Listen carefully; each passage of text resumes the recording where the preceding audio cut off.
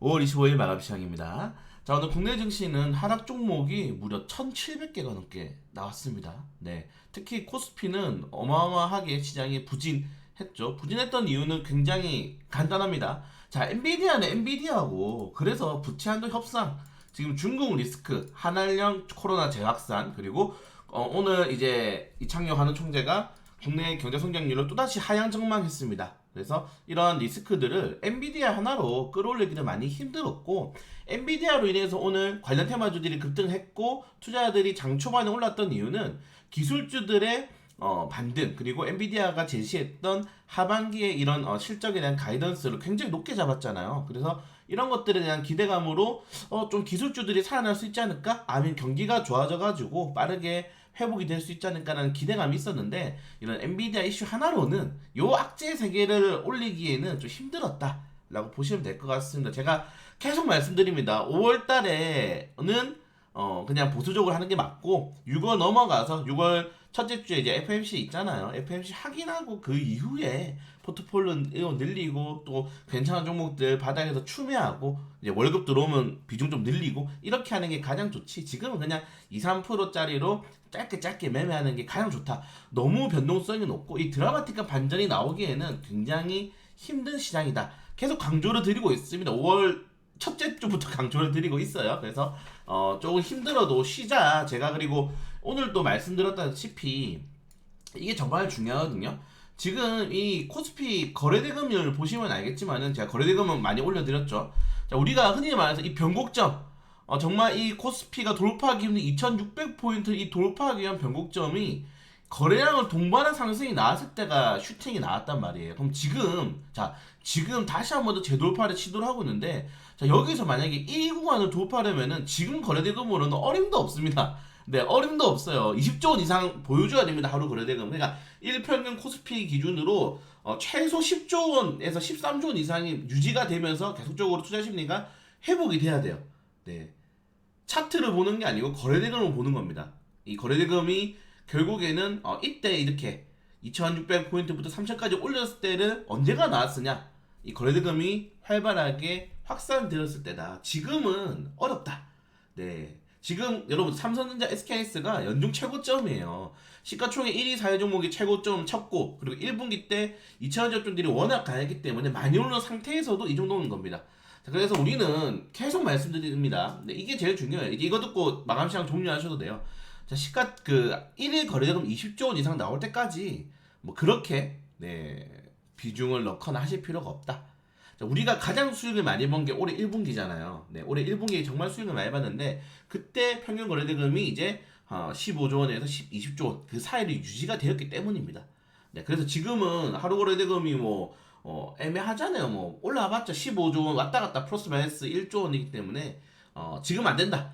거래대금이 한 5조 원 이상은 더 필요해. 5조 원 이상의 거래대금은 어디서 더 끌어올 수 있을 만한 그런 변곡점이 필요하다. 자, 그 변곡점은 두 개로 볼 수 있겠죠. 우선 개인 투자자들에게 끌어온다. 네, 고객 예탁금이 나쁘지 않기 때문에 이 대기자금이죠. 예탁금이 주식시장으로 녹아들 수 있는 좋은 호재가 나온다. 자, 그리고 외국인 투자자들이 지금 삼성전자만 사고 있는데, 삼성전자만 사는 이 매수 주체에 대한 주도주가 변경이 되는 겁니다. 삼성전자에 들어가던 자금들이 더 다른 업종으로 뿌려지거나, 환율이 좀 단기적으로 조정이 나오면서 부채한도 협상이 되면은 조정이 나오겠죠. 조정이 나오면서 외국인 투자자들이 국내 시장에 추가적인 매수세가 유입된다면은 충분히 그 남은 5조 원을 채울 수 있다. 자, 기간 금융투자 연기금은 안 됩니다. 연기금은 여러분들 2025년까지 국내 주식 시장 비중 계속 축소하고 있어요. 계속 축소하기 때문에 안 되고, 기간 금융투자는 연기금을 따라가는 포지션이기 때문에 절대 시장의 비중을 늘리지 않을 겁니다. 네, 그렇다는 거는 제일 중요한 포지션,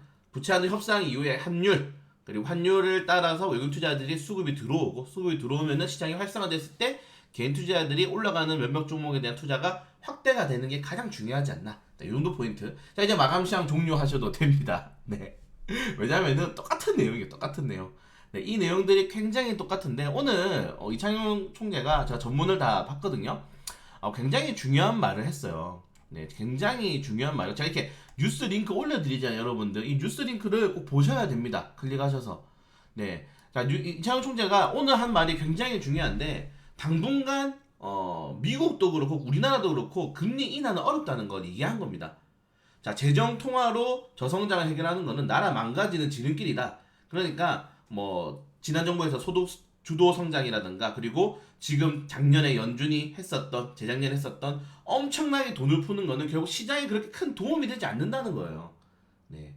결국에는 재정 통화 같은 경우에는 시장의 인플레이션만 가속시킬 뿐이지 절대 시장을 안정화시킬 수 없다. 자, 이게 굉장히 중요한 게 올해 그러면은 연준도 그렇고 한국은행도 그렇고 이 고금리를 유지할 가능성이 매우 높다라고 전망하는 겁니다. 네. 가장 똑똑한 사람이잖아요. 우리나라에서 통화 정책으로는 그 사람 말을 믿는 게 맞습니다. 그래서 당분간은 고금리가 지속될 가능성이 크다. 금리 인하에 대한 기대감들이 약간 계속적으로 미뤄지고 있지 않나. 자, 그러면 주식시장에서는 호재가 아니죠. 네, 오늘 악재가 되는 발언이 사실상 나온 겁니다. 네, 다만 결국에는 할 거라는 기대감들이 그리고 주식시장 같은 경우에는 보통 이제 6개월 정도를 선행한다고 다들 그렇게 배우셨잖아요. 네, 저도 그렇게 배웠는데 선행하기 때문에 이게 이제 한 3분기쯤 넘어가면은 다시 이제 금리 인하 하지 않을까라는 기대감들이 나온다는 거죠. 그래서 5월달까지는 좀 움츠러 있고 6월달에 시장 방향성 2600포인트를 돌파할 만한 추가적인 재료가 나오느냐 아니면은 또다시 2600포인트 구간대에서 강한 저항 구간으로 맞고 떨어지느냐 떨어지게 된다면은 이익 매도 물량이 나올 수가 있고 주도주가 바뀔 수가 있겠죠. 그런 거에 따라서 또 추가적으로 대응이 가능하니까 우리가 보고 지금 움직여도 나쁘지 않은 시장이다. 이런 것들을 좀 강조드리고 싶은 말입니다. 네. 자, 그리고 코스피 이거래 연속으로 하락세가 좀 나왔어요. 전기전자만 꾸준하게 사고 있고 전기전자만 올라가면은 시장이 그렇게 좋진 않다고 계속 말씀을 드리고 있습니다. 우리나라가 수출하는 5대 주도주, 네, 전기전자, 뭐 제조, 가도 좋은데 화학, 네, 철강 그리고 운수장비와 같이 가야 된다. 이 정도까지 말씀드리고 싶고요. 자, 오늘 연중 신고가를 터치 하고 떨어졌는데, 자, 우선은 좋은 호재가 나왔죠. 미국에서 반도체법에 대해서 의견 제출했다. 지금 5%인데 5%더 늘려서 10% 해달라. 네, 이렇게 얘기하고 있는 겁니다. 사실 들어줄만 하죠. 네, 최근에 노래도 불러줬잖아요. 바이든 대통령님 좀 들어주세요. 5% 정도는 이렇게 된다면은 나쁘지 않은 흐름이 나갈 수 있다는 점 좀 확인하시면 될 것 같고요.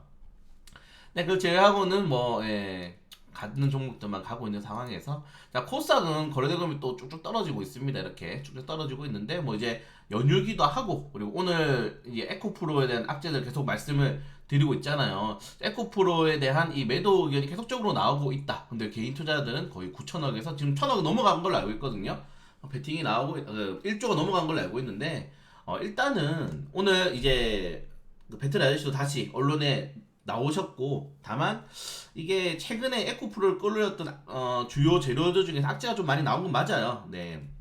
이동채 전 회장님에 대한 그런 리스크 그리고 에코 머터리얼즈 이거 상장할 수 있냐 이거 그 신규 상장 관련된 이슈 또 나와 있고 그리고 MSCI도 지수 편입되지 못했죠. 다만 대장주는 무조건 움직여주는 게 좋습니다. 그래서 거래량들이 조금 아쉽긴 한데 예전처럼 좀 잘 올라가주는 그런 흐름 나와주면 좋을 것 같고 그리고 엔터주들이라든가 이렇게 좀 받쳐줘야 되는 업종들이 중국발 리스크로 인해서 단기적으로 조정이 나왔다. 자, 코스닥은 보시면 알겠지만은 2차전지 업종 그리고 제약 업종들 엔터주, 게임주가 이제 시가총액 상위를 차지하고 있잖아요. 그렇기 때문에 게임주, 엔터주가 동시에 영향을 받을 수 있는 게 바로 중국 관련된 이슈죠. 그래서 오늘은 조금 부진했다는 점 확인하시면 좋을 것 같습니다.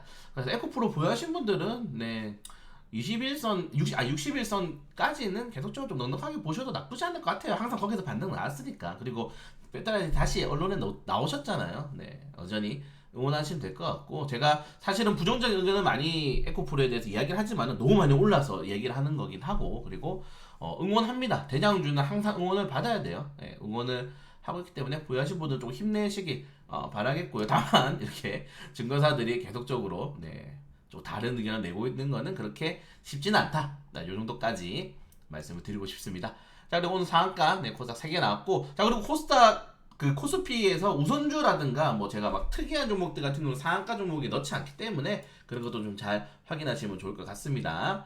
자 그리고 뭐 러시아 곡물 협정 이슈 이거 제가 못 바꿨네요. 제목을 대제목을 못 바꿨는데 자, 엔비디아 이슈로 인해서 오늘 증시가 크게 반등이 나왔다는 점 ITI즈 시일에 리스펙트 시트 크게 올랐다는 점 확인하시면 될 거고 파트너사들입니다. 파트너사들이라는 점 좀 확인하시면 좋을 것 같습니다.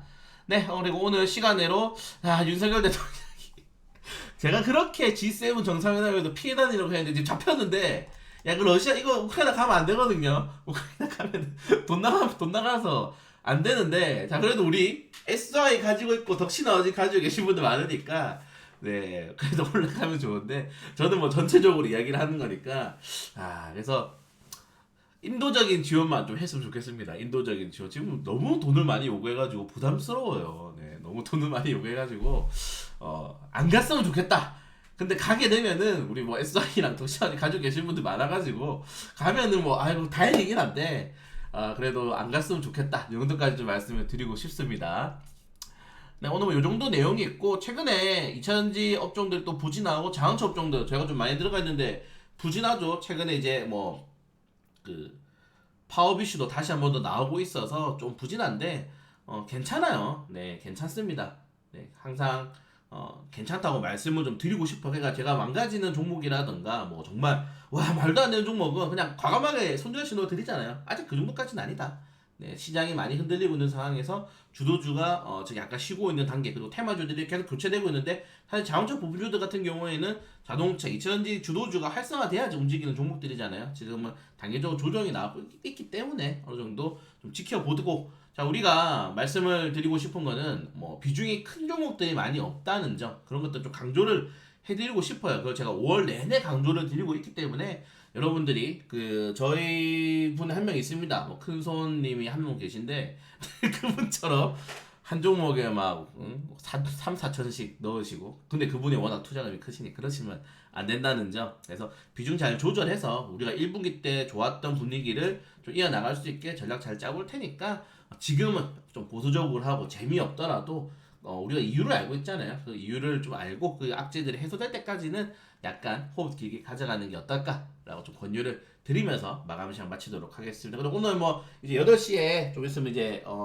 브리핑 이어지는데 그거 듣고 또 누리호 관련된 이슈 꾸준히 이야기해 볼 수 있도록 할게요.